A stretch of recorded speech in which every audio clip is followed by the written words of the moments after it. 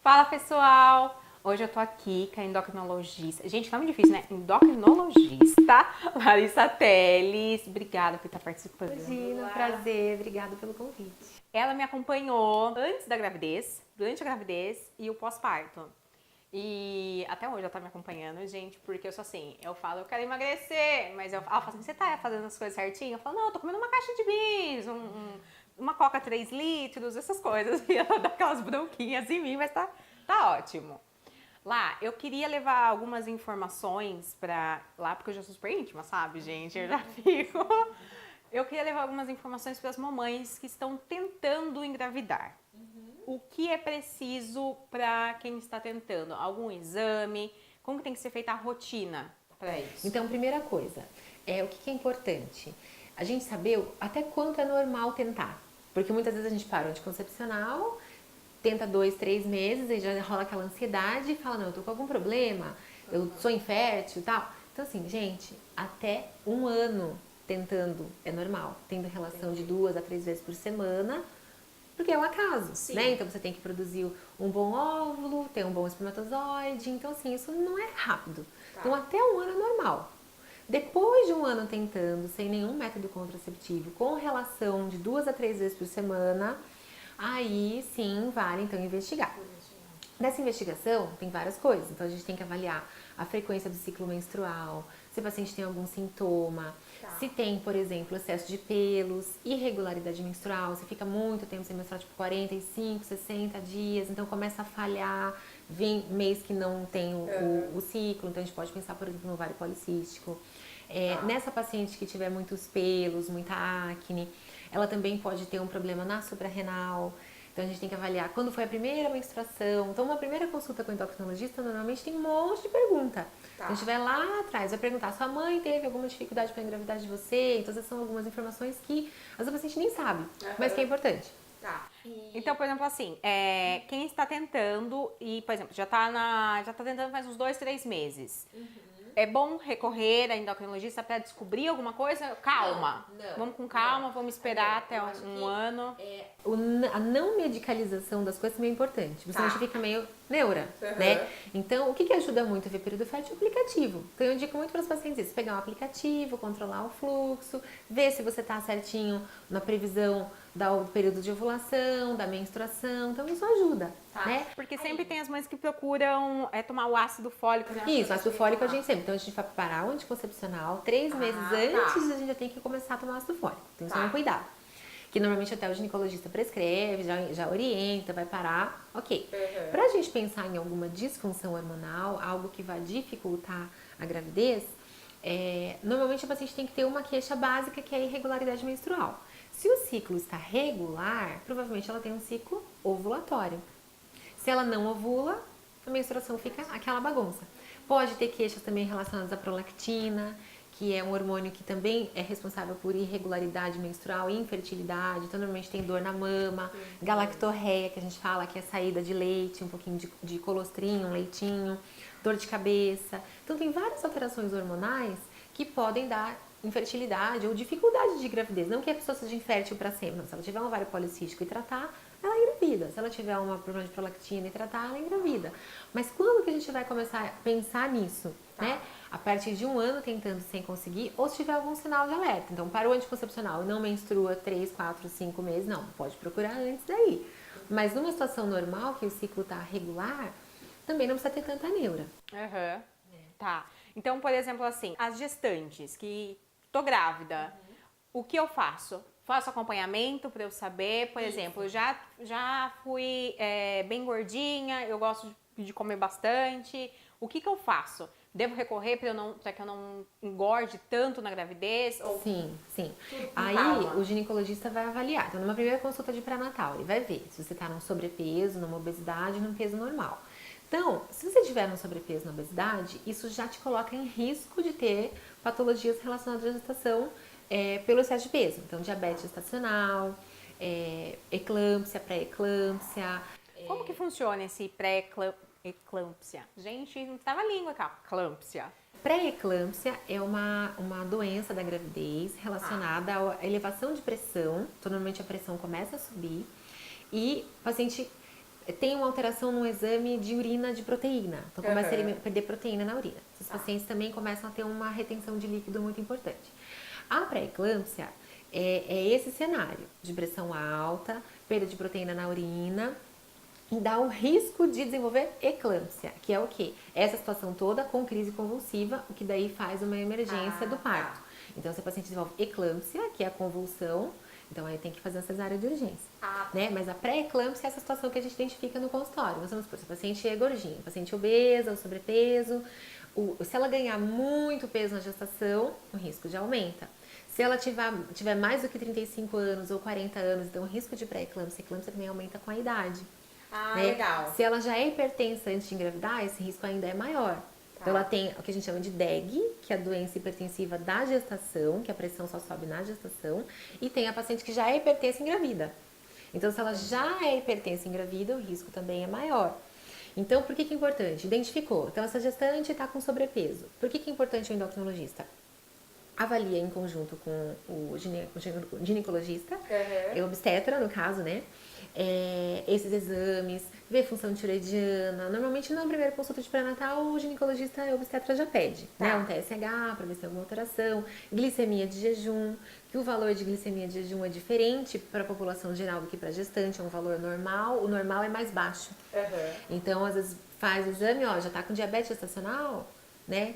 Porque já tá com uma glicemia ali de 95, 96, já não é normal para gestante, né? Para a população geral até 99. Então, na gestação até 92. Então, tem alguns cuidados que são importantes tomar. Se a gestante se é uma gestante com mais de 35 anos, com excesso de peso, tudo isso vai aumentando o risco, né? Então, uma alimentação saudável, atividade física na gestação também é muito importante, não excessiva. E, normalmente, a indicação seria o quê? Não começar uma atividade diferente na gravidez. Então, engravidei e tô acima do peso, o que eu faço? Eu vou sair correndo 10 quilômetros? Não. Né? Então, normalmente... Não começar nada novo. Nada novo. Se você é sedentária, o que você vai fazer? Vai ficar sedentária a gestação toda? Não precisa.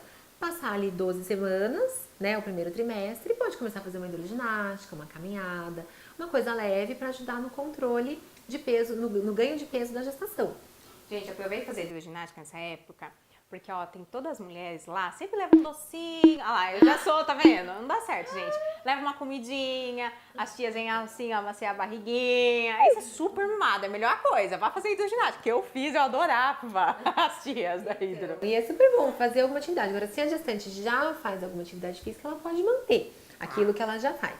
Né? Até para ajudar no ganho de peso, reduz o risco dessas doenças que a gente está comentando. Entendi. Então, por exemplo, assim, eu que tive a tireoide, né, na gravidez, pra mim foi um susto, tipo assim, como que eu tive essa tireoide, o que acontece, o porquê. Aí eu lembro que você tinha comentado comigo, calma, que isso pode passar depois da gravidez, isso tende a sumir, a gente faz exame, a gente vê. E é verdade, acabou sumindo a minha tireoide. Como que funciona?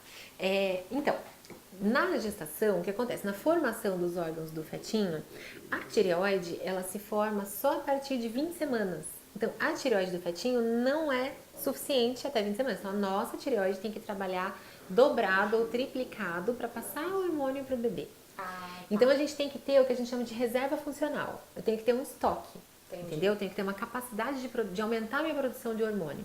Se a minha tireoide já é mais ou menos, assim, ou seja, ela dá conta de mim, mas ela não dá conta de gerar um bebê, de aumentar essa produção. Então, eu não tenho reserva funcional.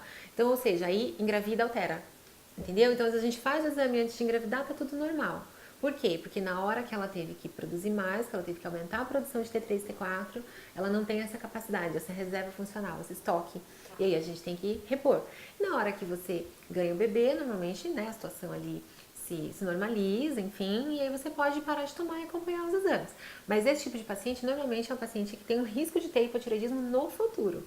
Porque a gente já identificou uma certa lentidão, uma certa dificuldade no momento ali de estresse, né? No momento em que precisa aumentar. Mesma coisa para o diabetes gestacional. Então, a gente também tem que ter uma capacidade de produzir mais insulina na gestação. Então, se a gente não tem essa capacidade, nosso pâncreas tem uma certa deficiência, ou seja, ele é autônomo, ele é suficiente para um período fora da gestação. Engravidou, todos esses fatores excesso de peso, sedentarismo, alimentação, fazem com que o seu pâncreas não aumente a produção, então vai também alterar. Então essas glândulas têm que ter o que a gente chama de reserva funcional. E na gestação, que é um período de teste, é um período de estresse, então você tem que trabalhar mais, né? Então é como se fosse um teste para a mulher, né? Tudo que a gente tem tendência a ter no futuro aparece primeiro na gravidez. Nossa Senhora. Então, Legal, gente, vamos saber disso. Então eu tenho que me cuidar, né, gente? Pra não ficar gordinha, porque eu engordei bastante na minha gravidez. Engordei 25 quilos na minha gravidez. Tava mais... A hora que eu cheguei no peso que eu queria, eu tava tão feliz, né? eu me lembro como se fosse hoje. Eu tava toda feliz pra chegar na balança, assim, eu tava muito feliz. Eu adorava vir aqui. Eu quero me pesar, quero ver como que eu tô. Aí, a hora que eu descobri, tava grávida, aí veio de monte, porque eu também abusei, gente. Eu abusei muito, coisa muito errada. Então, gente, agora vamos falar de obesidade, mas na fase da criança, assim, com 6, 7 anos, que é uma fase que muitas crianças gostam, que tem festinha de escola, né, que gosta de brigadeiro, de um beijinho, que adora todos esses doces. Quando descobrir, assim, que minha filha está obesa ou que meu filho está obeso? Porque às vezes a gente vê que a criança tipo, é magra, tem o biotipo, né? E não, a gente não percebe que tem a questão da obesidade. Ou às vezes, por exemplo, meu filho é super gordinha, mas está ótimo de saúde. Quando eu devo procurar um médico, né? Tipo, procurar um endocrinologista para descobrir as coisas referente aos meus filhos. Então, na consulta com o pediatra, então o pediatra faz o acompanhamento da criança na rotina. Então, pesa, mede, faz o que a gente chama de curva de crescimento. E aí o pediatra vai identificar. Da última consulta para essa, a criança mais engordou do que cresceu. Então, vai ver o que aconteceu de mudança alimentar, né? Não tá ficando integral na escola, em vez de almoçar, tá comendo lanche, essas coisas, né? Porque é a rotina. A festinha, uma coisa ou outra, isso não é tanto problema. A gente não tem que restringir nossos filhos disso. A gente tem que fazer uma rotina saudável. Então, tem que tomar café da manhã, almoçar, jantar, comer fruta, comer vegetais. Se ele fizer isso, não vai ter problema de ir na festinha e comer o docinho, né? O problema é quando é rotina, não almoçar, comer um lanche, não jantar, comer uma pizza. A rapidez, fast food, a pressa, exatamente, a rotina da criança. Então, o seu pediatra vai identificar o que pode estar acontecendo. Se essa criança saiu de uma faixa de IMC normal, que o IMC, que é o peso pela altura quadrada, é diferente do normal para adulto e para criança. Para criança, ela tem curvas de percentil. Então, de acordo com o percentil que ela tiver, ela tá normal, ela tá acima. Como que é essa curva de percentil? Muitas vezes é assim, ó. Então, as crianças, normalmente, a gente faz uma avaliação do crescimento. Então, tem aqui, por exemplo, isso aqui é de meninas. Aí, as crianças têm aqui peso, altura e o IMC. Então, por exemplo, aqui, o peso. Percentil 3 são os normais, mais magrinhos. Percentil 97, os normais, mais gordinhos. Percentil 50 é a média. Então, a gente vai ver a idade da criança, o peso e vai colocar ela na curva, para ver em relação à população geral se ela tá bem, se não tá. Além disso, a gente vai avaliar a estatura, ver como que ela tá, e aí sim colocar o IMC. O IMC na curva. Então, por exemplo, o adulto, 25 é o IMC normal, é o limite. A partir do 25 é o sobrepeso. Para a criança, ó, a gente vê que... Então, ó, que nem os 6, 7 anos que você falou, ó, o IMC normal até 19, 20. Então, é outra faixa. E a gente que trabalha com isso, a gente vê que às vezes o aspecto visual da criança não é o aspecto de uma criança obesa. Mas será a hora que você vai pesar, medir, pôr na curva? Realmente. E é muito importante ver a evolução ao longo dos meses e anos. Por isso que é importante a consulta do pediatra de puericultura. Que ele vai ver de um mês para o outro, para 3 meses, para 6 meses, ou o período que ele achar viável acompanhar. E ele vai ver se a criança subiu de percentil.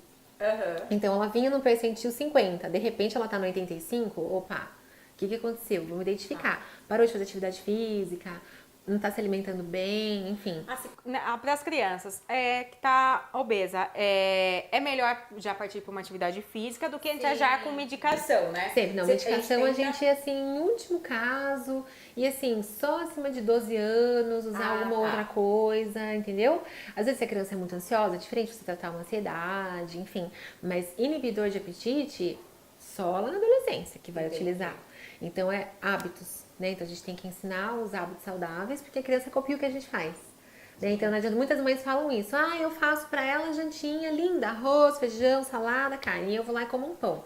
Até quando você acha que a criança vai aceitar comer o arroz, feijão e salada se você está comendo pão que parece tão mais gostoso? Porque na verdade o que a gente faz é o que... Por falar nisso, a Maria Luísa, contar uma coisa, tu quer saber, a pediatra dela vai me matar. Mas eu fiz brigadeiro esses dias e eu tava comendo. E ela tava dormindo, então eu tava super me divertindo, né? Com aquele... E eu falei, isso é endocrinologista, eu me toquei agora nisso, gente, disfarça. E eu tava com o prato assim, então, né, comendo brigadeiro. E ela acordou, e ela pegou, assim, eu dei um pouquinho, porque ela ficou olhando, né, e eu sou aquela mãe, né, aí eu dei um pouquinho, ela fez, tipo aquele sabe, tipo, gostei disso. E agora, juro, qualquer brigadeiro, qualquer coisinha que ela vê, ela mostra, né. Então eu falo, gente, como que pode, né, de tão pequenininha e já consegue. Porque é gostoso, porque realmente é gostoso. Só que a frequência que a gente come, né, e a quantidade tem que ser dosada. Não que não possa nunca. Não adianta a gente colocar a criança numa redoma de vidro e achar que ela nunca vai comer um bolo, que ela vai numa festa que ela nunca vai ver, não vai comer fritura. Mas assim, ela vai conhecer aquilo. Sim. Né, e vai se alimentar mais daquilo que você oferecer na rotina, no dia a dia. Tá. Por exemplo, assim, tem as mães que acabam ficando assustadas, tipo, a questão de obesidade, e até pros filhos e pra ela. Por exemplo, eu posso passar na endocrinologista e é necessário ter que passar com um nutricionista também? Ou Sim, só sim, acho eu que é legal. consigo fazer um legal. acompanhamento? Por quê? Porque o nutricionista é o profissional que vai cuidar absolutamente da alimentação. Tá. O endocrinologista vai avaliar os exames, vai ver quando é necessário tomar alguma medicação, vai ver o colesterol, vai ver essas coisas. Então, o profissional mais habilitado para passar exatamente um cardápio é o nutricionista. Então, como na criança a gente dificilmente vai medicar, então, né, a gente é importante porque o endocrinologista vai ver essas curvas de crescimento. Alguns nutricionistas que trabalham bastante com criança fazem também o acompanhamento, né, das curvas e ver se está tudo legal, enfim. Mas o nutricionista é fundamental, assim, pra gente, trabalhar junto com a gente, sempre. Ah, legal. Bom, gente, eu espero que vocês tenham gostado da entrevista. Obrigada. Gente, ela é uma super mãe, ela foi mamãe agora. Depois eu vou postar uma foto pra você ver que corpo maravilhoso que ela está. E, gente, eu espero que vocês tenham gostado. Se você tem alguma dúvida, alguma sugestão que vocês queiram saber de mais alguma coisa, só mandar. Acompanhar também, que eu vou deixar o Instagram da doutora. Que ela Pode sempre mandar pra mim posta. também, ou qualquer pergunta. Ah, perfeito, gente. Aí, ó. Agora não tem mais como ficar gordinha que nem eu. Aí é só mandar e acompanhar todas as coisas, tá bom? Curte, compartilha, comenta, manda pra tio, pra tia, pra avó, pra periquito, pra todo mundo, tá bom? Beijo. Até a próxima. Beijo, obrigada.